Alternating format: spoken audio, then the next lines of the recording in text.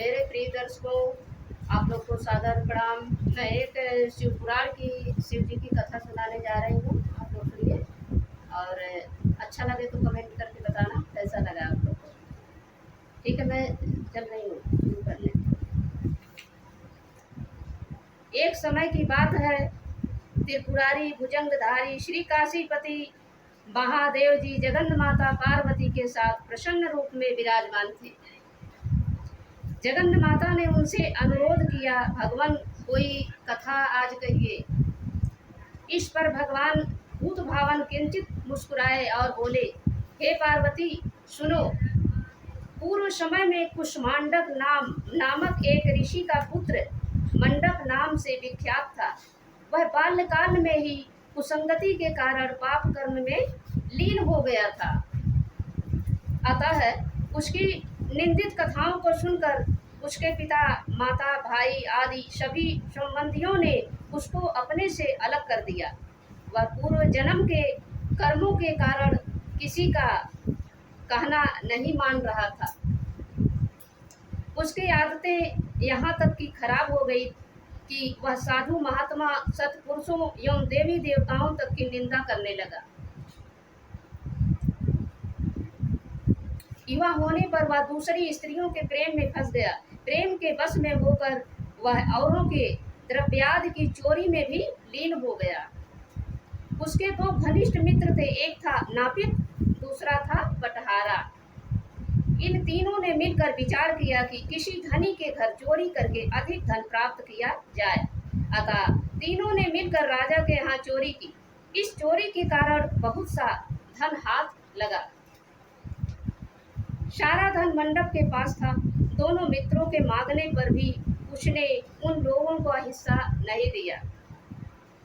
इस धन को वह एक वेश्या के यहाँ ले गया। वेश्या के यहाँ वह प्रेम लीला करने लगा। इस बीच उसको प्यास लगी। पलंग के नीचे रखी गिलास उसने खाली कर दी। स्वाद कुछ दूसरा था। इसमें क्या था? उसने वेश्या से पूछा। इसमें मदिरा थी। मंडप को इससे बड़ा दुख हुआ। मदिरा पान करके उसने महापाप किया है, यह सोचकर वह बड़ा दुख करने लगा। पर वेश्या बराबर मदिरा का गुणगान करती गई। उसने मंडप को फुसलाकर और मदिरा पिला दी तथा उसका सारा धन लेकर उसको बाहर निकाल दिया। होश में आने पर मंडप बड़ा विलाप करने लगा। पश्चाताप करता हुआ वह अपने मित्रों के पास आया। सारी आप बीती सुना दी। उन मित्रों ने कहा, हे मित्र, तुमने मदिरा पान करके बड़ा पाप किया है। अब तुम इसका प्रायश्चित करो। मुझे प्रायश्चित का उपाय कहो। मंडप ने पूछा अपने मित्रों से कि आप मुझे प्रायश्चित करने के लिए उपाय बताओ। बिना प्रायश्चित के सुरापान का दोष नहीं मिटेगा। अतः उस वेश्या से सुवर्ण प्राप्त कर दान करो। यदि तुम ऐसा नहीं करोगे तो हम लोग तुम्हारी बड़ी निंदा करेंगे। बेहद पीटने के कारण मंडप बेहोश होकर गिर पड़ा। उसके मित्रों ने समझा कि वह मर गया है। अतः उसको मरा हुआ जानकर उसके मित्रगण उसे वहीं छोड़कर चले गए। कुछ देर बाद मंडप को चेत आया तो वह विलाप करता हुआ एक ओर को चल पड़ा। उसके दोनों मित्र एक मंदिर में रात भर भूखे प्यासे टिके रहे और प्रायश्चित करते रहे। प्रातः वे दोनों उसे देखने के लिए गए कि उसके शरीर की अब क्या गति है। वहां मंडप को न पा उन दोनों को बड़ा आश्चर्य हुआ। फिर तो वे समझ गए कि मंडप मरा नहीं है, वह जीवित है और कहीं चला गया है। उस दिन शिव महात्म्य को जानने वाले लोग पंच क्रोशात्मक लिंग की प्रदक्षिणा कर रहे थे। हे पार्वती, इस प्रकार मंडप मेरे क्षेत्र की प्रदक्षिणा करने लगा। ब्रह्म हत्या, सुरापान और चर कर्म की आदि पापों से छुटकारा पाने के लिए मेरी स्तुति करने लगा। इस प्रकार की आराधना से वह सारे पापों से मुक्त हो गया। लाइट नहीं है उसमें, लाइट नहीं, मोबाइल में जल रही है। देहली विनायक में आकर मंडप जिन्हा की लोलुपता के से मुक्त होकर केवल शिव शिव उच्चारण करने लगा।